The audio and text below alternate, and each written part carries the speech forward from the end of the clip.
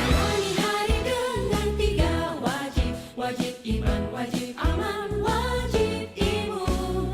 Berolahraga, riang gembira, mencegah kita jatuh sakit. Makan bergizi tiap hari, tidur cukup itu pasti.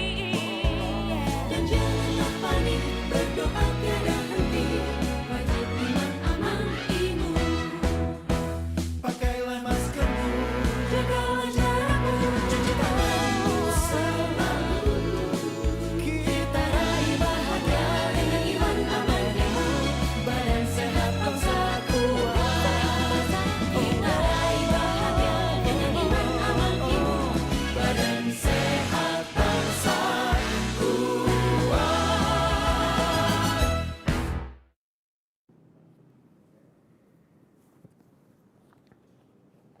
Assalamualaikum warahmatullahi wabarakatuh. Selamat sore, salam sejahtera untuk kita semuanya. Hari ini saya akan menyampaikan perkembangan penanganan COVID-19 di Indonesia. Dalam mengantisipasi lonjakan kasus yang terjadi, pemerintah berusaha semaksimal mungkin mengatur operasional sektor sosial ekonomi. Hal ini dilakukan melalui Instruksi Mendagri Nomor 13 Tahun 2021.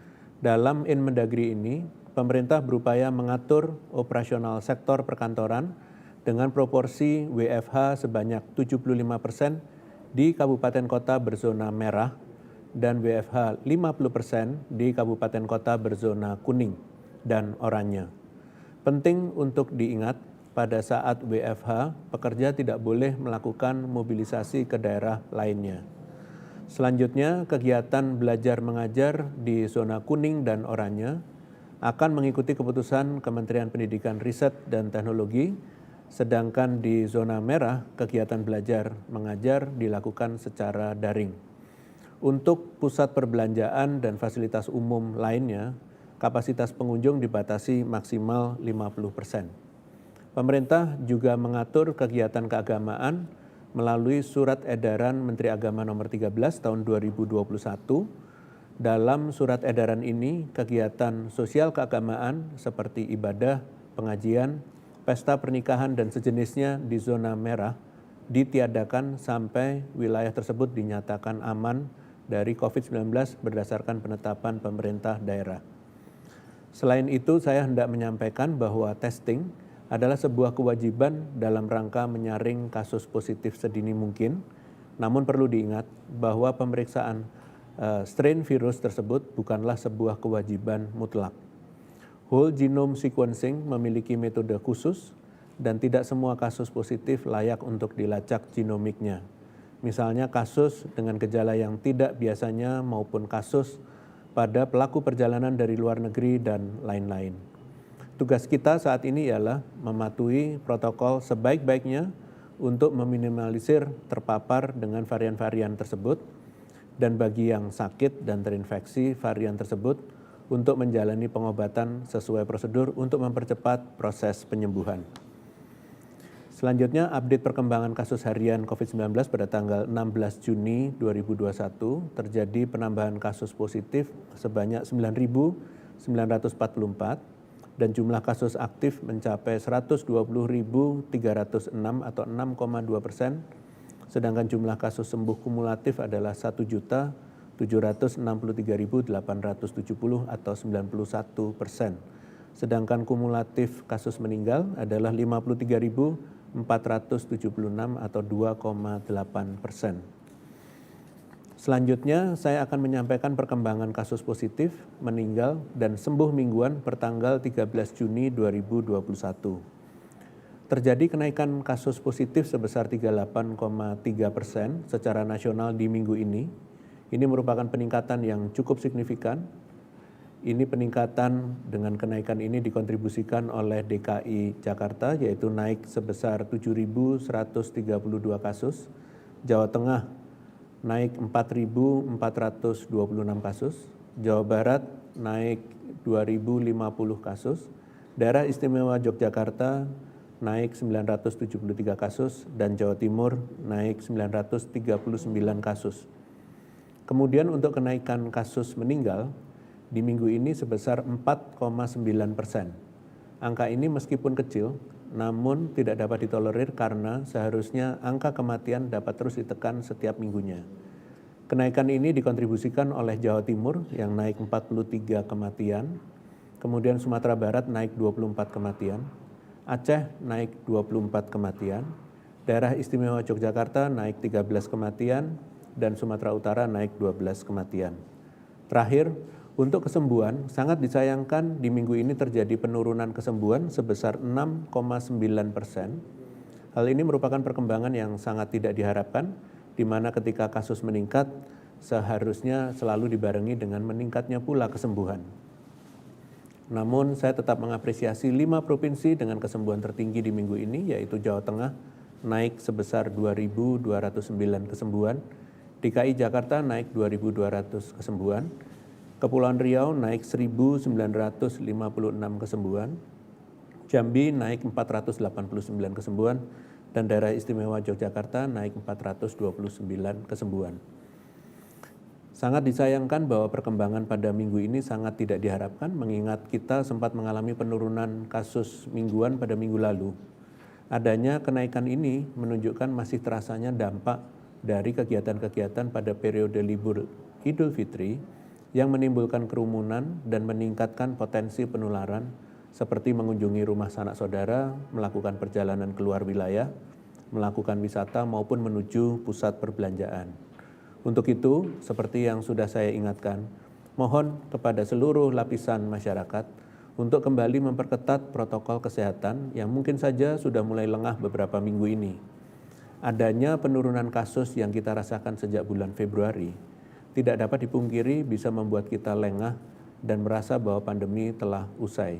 Namun, kenyataannya, kenaikan pada minggu ini menunjukkan bahwa COVID masih ada dan pandemi ini masih nyata di hadapan kita. Tentunya saat ini kita sudah mulai kembali terbiasa mendengar saudara dan kerabat kita yang terkena COVID-19. Keadaan ini dapat dijadikan pengingat untuk dapat kembali meningkatkan semangat kita dalam menjalankan protokol kesehatan sedisiplin mungkin dimanapun kita berada. Selalu gunakan masker saat di luar rumah maupun di tempat umum, menjaga jarak minimal 1,5 meter dengan orang lain, dan terus membiasakan diri mencuci tangan secara rutin dan membawa hand sanitizer kemanapun kita pergi. Sekali lagi saya ingatkan, kita tidak pernah tahu di mana kita akan berpotensi tertular COVID-19. Untuk itu, waspada menjadi kunci penting dalam mencegahnya.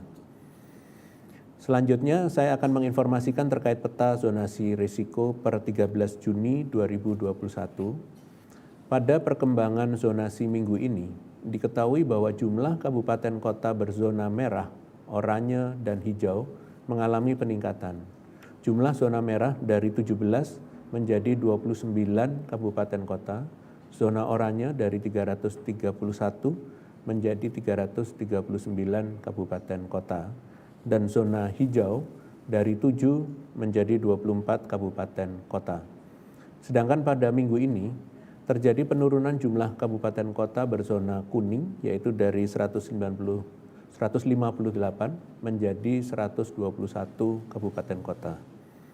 Perlu saya tekankan bahwa indikator klasifikasi zonasi mulai minggu ini dilakukan beberapa penyesuaian. Perubahan indikator ini menyesuaikan dengan dinamika kondisi COVID-19 dengan tujuan mempertahankan keakuratan dalam pengambilan kebijakan pengendalian COVID-19.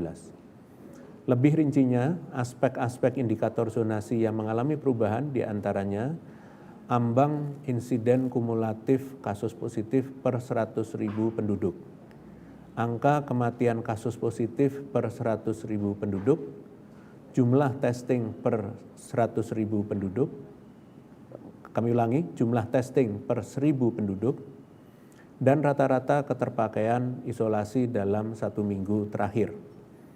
Dari keempat klasifikasi zonasi tersebut, zona hijau dengan definisi tidak ada kasus baru memiliki perluasan arti, yaitu tidak tercatat kasus COVID-19 positif atau pernah terdapat kasus namun tidak ada penambahan kasus baru dalam 4 minggu terakhir dan angka kesembuhannya lebih dari 95%. Perubahan berdasarkan evaluasi ini dilakukan demi meningkatkan sensitivitas dari indikator yang ada, sehingga pemerintah daerah dapat lebih mudah memahami situasi daerahnya masing-masing lebih dini dan dapat melakukan langkah-langkah antisipasi yang terbaik. Terlepas dari perubahan zonasi yang ada, saya perlu menyampaikan alarm sedini mungkin bagi 10 kabupaten kota di zona oranye yang skornya hampir mendekati kabupaten kota berzona merah, diantaranya adalah Kota Bandung, Kota Pontianak, kemudian Kabupaten Sumba Tengah, Kabupaten Siak, Kabupaten Indragiri Hilir, Kota Medan, Kabupaten Gunung Kidul, Kabupaten Dharmasraya, Kota Tanjung Pinang, dan Kabupaten Pati. Secara garis besar, nyatanya perkembangan zonasi mingguan ini tidak terlalu baik, di mana salah satunya terdapat sejumlah 23 kabupaten kota dari zona oranye berpindah menjadi zona merah, yaitu Kabupaten Aceh Tengah dan Pidi di Provinsi Nanggro Aceh Darussalam, Kabupaten Padang Pariaman, Pasaman Barat, dan Kota Bukit Tinggi di Provinsi Sumatera Barat, Kabupaten Rokan Hulu dan Kota Pekanbaru di Provinsi Riau, Kabupaten Muara Enim di Provinsi Sumatera Selatan, Kabupaten Muaro Jambi, Tanjung Jabung Barat, dan Kota Jambi di Provinsi Jambi. Kemudian Kota Bengkulu di Provinsi Bengkulu, Kota Metro di Provinsi Lampung, Kota Bintan di Provinsi Kepulauan Riau, dan Kabupaten Bandung di Provinsi Jawa Barat, serta Kabupaten Wonogiri, Sragen, Grobogan, Jepara, dan Semarang di Provinsi Jawa Tengah, kemudian Kabupaten Bantul dan Sleman di Provinsi Daerah Istimewa Yogyakarta, dan Kabupaten Bangkalan di Provinsi Jawa Timur. Oleh karena itu, kita perlu melakukan perbaikan segera melalui berbagai cara, baik melalui upaya preventif maupun kuratif secara bersamaan. Tingkatkan kolaborasi antar pemerintah daerah dan masyarakat untuk sama-sama terbiasa mengenali situasi berdasarkan data yang ada untuk mengambil kebijakan kesehatan yang tepat serta menciptakan lingkungan masyarakat yang kondusif, sepenuhnya mendukung diterapkannya kebijakan yang dibuat. Selanjutnya saya akan menyampaikan pembelajaran kenaikan kasus 4 minggu pasca Idul Fitri 2020 dan 2021. Pembelajaran yang pertama adalah setelah disandingkan pada minggu keempat, ternyata kenaikan kasus pasca Idul Fitri di tahun ini secara nasional mengalami kenaikan yang lebih tinggi, yaitu mencapai 112,22%. Sedangkan kenaikan kasus pada tahun 2020 adalah sebesar 93,11%. Kenaikan yang signifikan di tahun ini tidak dipungkiri terjadi karena pada minggu keempat ini kenaikan kasusnya sangat signifikan jika dibandingkan dengan minggu sebelumnya. Dalam 1 minggu saja terjadi kenaikan hampir 2 kali lipat.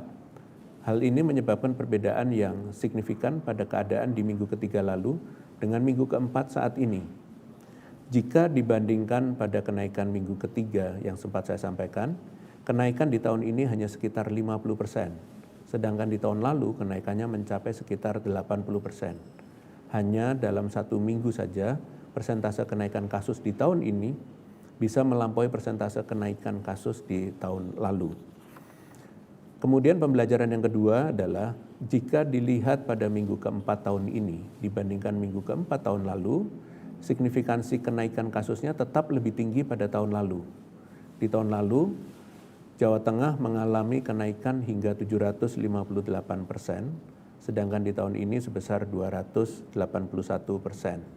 Hal ini dapat terjadi karena pada tahun lalu Indonesia masih berada di tahap awal penanganan pandemi dan kita masih menyesuaikan diri terhadap situasi dalam melakukan penanganan COVID-19 yang tentunya masih serba terbatas. Keadaan ini dapat memicu signifikansi kenaikan yang lebih tinggi. Namun, jika dilihat lebih dalam di tahun ini, meskipun persen kasus di tingkat provinsi tidak mengalami kenaikan sebesar tahun lalu, namun pada beberapa kabupaten kota tertentu, terjadi kenaikan kasus yang sangat signifikan dalam rentang waktu yang singkat.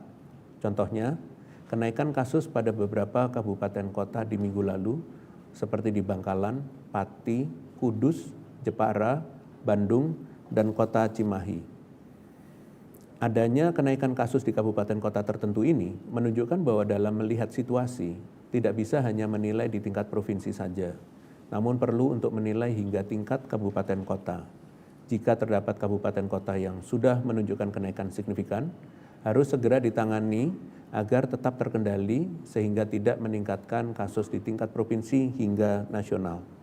Terakhir, yaitu pembelajaran yang ketiga adalah Provinsi Bali dan Sulawesi Selatan yang pada tahun lalu masuk ke dalam 5 besar kenaikan tertinggi, di tahun ini posisinya digantikan oleh daerah istimewa Yogyakarta dan Jawa Barat. Di tahun ini, kenaikan kasus tertinggi pada minggu keempat pasca Idul Fitri seluruhnya diisi oleh provinsi dari Pulau Jawa.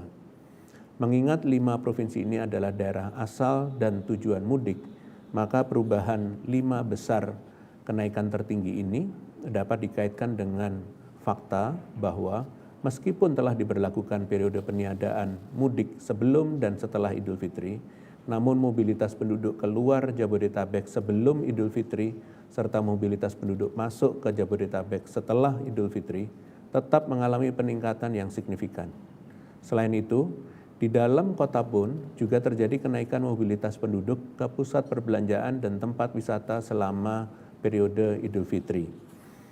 Adanya periode tambahan yaitu arus balik ke Jabodetabek 1 minggu pasca Idul Fitri dapat menyebabkan periode dampak yang ditimbulkan bertambah 1 sampai dengan 2 minggu. Dampak dari suatu periode libur panjang biasanya terjadi 4 sampai 6 minggu lamanya. Namun dengan adanya periode tambahan ini, bisa saja dampak dari periode Idul Fitri di tahun ini bertahan selama 7 sampai dengan 8 minggu. Tentunya keadaan di tahun ini jelas berbeda dengan keadaan di tahun lalu. Di tahun ini kita semua mungkin lelah karena telah berjibaku dengan pandemi ini selama lebih dari 1 tahun. Keinginan untuk kembali menjalani aktivitas normal tentunya tidak dapat dihindari dan roda ekonomi pun harus terus berjalan. Namun sisi positifnya adalah kita dapat mengambil pelajaran dari penanganan dan perkembangan COVID-19 di tahun lalu sehingga dapat memilah hal-hal yang perlu dihindari dan ditingkatkan, serta inovasi dan intervensi kebijakan seperti apa yang harus diterapkan di tahun ini. Dan dengan sumber daya yang tentunya meningkat dibandingkan tahun lalu, seharusnya dapat menjadi modal yang kuat dalam memperbaiki penanganan COVID-19 di tahun ini. Untuk itu, mari kita bersama-sama untuk tidak lelah belajar agar pandemi COVID-19 ini segera berakhir. Sekali lagi saya ingatkan, pandemi ini tidak akan usai apabila seluruh lapisan masyarakat tidak bergotong royong dan bahu-membahu menghadapinya. Pemerintah perlu untuk terus menguatkan penanganan hingga level terkecil dengan melakukan tindakan-tindakan konkret dalam keadaan genting, dan di waktu yang bersamaan masyarakat perlu untuk terus meningkatkan kedisiplinan protokol kesehatan setiap saat. Selanjutnya, saya akan menyampaikan strategi melandaikan kenaikan kasus COVID-19 dengan upaya preventif secara kolektif. Setiap orang punya peranan penting untuk memutus meluasnya mata rantai penularan. Karena pada prinsipnya, bertambahnya kasus COVID-19 sejak Maret 2020 lalu dimulai dari belum terbentuknya kekompakan masyarakat dalam menjalankan upaya pencegahan COVID-19. Mengingat saat itu COVID-19 tergolong penyakit baru dan pengetahuan terkait hal ini masih sangat minim. Hal ini akhirnya berimbas pada kenaikan kasus positif dan menipisnya kapasitas pelayanan kesehatan. Ilustrasi dari hasil studi dari Matrach dan Leung tahun 2020 menggambarkan laju kenaikan kasus dari waktu ke waktu dapat memberikan kita pelajaran. Hasil studi ini menyatakan bahwa semakin dini intervensi pencegahan COVID-19, maka semakin berdampak pada pelandaian kurva kasus dan menguatnya kapasitas sistem kesehatan. Pada prinsipnya, upaya pencegahan penyakit menular seperti COVID-19 bersifat multiplikatif. Setiap satu kasus yang dicegah dapat berperan besar dalam menekan meluasnya penularan. Upaya preventif yang dapat kita lakukan ialah melakukan 3M secara disiplin, memasifkan 3T, menjauhi kerumunan, menunda perjalanan yang tidak terlalu mendesak, memasifkan vaksinasi khususnya pada populasi berisiko, dan memperbaiki manajemen pelayanan kesehatan dan sistem kerja tenaga kesehatannya. Namun, perlu dimengerti bahwa upaya pencegahan yang baik harus dilakukan secara konsisten, tidak mengenal waktu. Selama masa pandemi COVID-19 belum berakhir, maka upaya preventif harus terus dilakukan karena peluang penularan masih tetap ada. Berdasarkan data-data yang saya paparkan sebelumnya, beberapa efek libur panjang yang menimbulkan kenaikan kasus membuktikan bahwa penularan dan virus tidak mengenal kata libur. Kita semua mengerti masa pandemi tidaklah mudah. Banyak yang terkena imbasnya bukan hanya soal sehat dan sakit, tapi juga menyentuh kepentingan lainnya. Tidak ada jalan lain untuk keluar dari pandemi, melainkan kita mampu beradaptasi dengan kebiasaan-kebiasaan baru ini secara berkelanjutan. Sebagai penutup, saya akan menyampaikan beberapa isu penanganan COVID-19 yang berkembang dalam beberapa hari terakhir. Pemerintah berkomitmen untuk melakukan program vaksinasi sesuai target yang ditentukan, baik dari segi jumlah masyarakat yang divaksin maupun kecepatan vaksin per harinya. Berdasarkan data seperti DKI Jakarta yang telah mencapai 61,93% untuk pemberian dosis kedua vaksin COVID-19, pemerintah optimis akan mencapai target vaksinasi yang sudah ditetapkan. Berdasarkan Peraturan Menteri Kesehatan Nomor 18 Tahun 2021, pemerintah juga bertanggung jawab dalam membiayai penanganan KIPI atau kejadian ikutan pasca imunisasi untuk pelaksanaan vaksin COVID-19. Penanganan yang membutuhkan pengobatan dan perawatan di fasilitas kesehatan akan disesuaikan dengan indikasi medis dan protokol pengobatan. Sekian sesi paparan hari ini, saya lanjutkan dengan tanya jawab media. Terima kasih. Pertanyaan pertama dari Rahmat Fauzan, Bisnis Indonesia. Beberapa waktu lalu, BNPB mengatakan akan membayarkan secara bertahap uang komitmen pemerintah terhadap hotel-hotel yang menyediakan layanan isolasi mandiri pasien COVID-19 senilai 140 miliar rupiah kepada pemerintah daerah. Terkait dengan hal itu, bagaimana perkembangan pembayarannya saat ini? Sudah berapa jumlah hotel yang menerima pelunasan? Lalu kemudian, kapan target pemerintah untuk melunasi biaya tersebut? Terima kasih. Terima kasih pada Bisnis Indonesia. Saat ini BNPB dengan Kementerian Keuangan telah membahas terkait pembayaran fasilitas isolasi tersebut di hotel-hotel.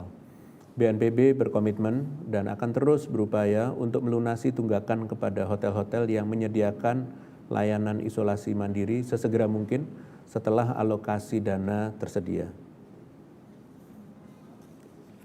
Terima kasih Prof. Pertanyaan kedua dari fatberita1.com.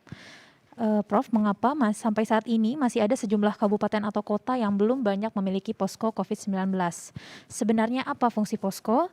Adakah insentif bagi pengelola posko dan apakah posko dibentuk sampai tingkatan RW bahkan RT? Terima kasih. Baik, terima kasih berita1.com. Terkait dengan hambatan pembentukan posko desa atau kelurahan, berdasarkan laporan Satgas Daerah secara rutin, ini diketahui bahwa terdapat hambatan terkait distribusi anggaran untuk membentuk posko serta operasionalisasinya. Dari pertemuan ini, pemerintah pusat terus mendorong kelancaran distribusi anggaran dari pemerintah pusat ke pemerintah daerah dan dari pemerintah daerah ke level wilayah administrasi di bawahnya. Pemerintah pusat juga mendorong monitoring pembentukan posko desa atau kelurahan secara menyeluruh demi pemantauan yang spesifik sampai ke tingkat RT. Pada prinsipnya, penggunaan anggaran posko ini bertujuan untuk mendukung operasional posko dalam menjalankan keempat fungsinya, yaitu fungsi pencegahan, fungsi penanganan, fungsi pembinaan, dan fungsi pendukung. Keempat fungsi ini mencakup seluruh upaya preventif, promotif, kuratif, dan rehabilitatif dalam pengendalian COVID-19. Terima kasih. Pertanyaan selanjutnya, Prof, dari Ayumi, BBC News Indonesia. Selain 3 varian asing yang terus mengalami peningkatan belakangan hari ini, terutama varian Delta, ada satu varian yaitu B14662 yang ditemukan pada sekitar 47% dari total sampel genom SARS-CoV-2 di Indonesia. Varian ini tidak termasuk dalam varian of concern dan varian of interest yang disebutkan oleh WHO. Kepala Lembaga Eijkman menyebutkan bahwa varian ini merupakan khas varian Indonesia. Namun hingga saat ini informasi tentang varian tersebut sangat minim, terutama berkaitan dengan virulensi atau kecepatan penularannya, peningkatan dan penularan efikasi antibodinya juga. Jika memang ada varian khas Indonesia semacam ini, apa langkah-langkah selanjutnya yang akan ditempuh? Sudahkah pemerintah mengantisipasi varian ini? Terima kasih. Terima kasih BBC News Indonesia. Pemerintah akan terus melakukan whole genome sequencing untuk menjadi dasar bagi pengambilan kebijakan kesehatan yang tepat, khususnya untuk mengontrol distribusi varian di Indonesia. Sebagaimana yang saya sampaikan bahwa pemerintah berkomitmen melakukan percepatan proses pengecekan whole genome sequencing di laboratorium dari yang sebelumnya membutuhkan waktu 2 minggu menjadi 1 minggu. Semakin cepat rentang waktu pemeriksaan ini diharapkan data yang didapat semakin aktual dan dapat dilakukan penanganan yang cepat. Pada prinsipnya, apapun jenis variannya, yang perlu kita lakukan ialah memperketat protokol kesehatan. Tidak ada jalan lain karena dengan itulah kita dapat memutus rantai penularan secara efektif dan efisien. Terima kasih. Selanjutnya mungkin ada pertanyaan langsung, silakan.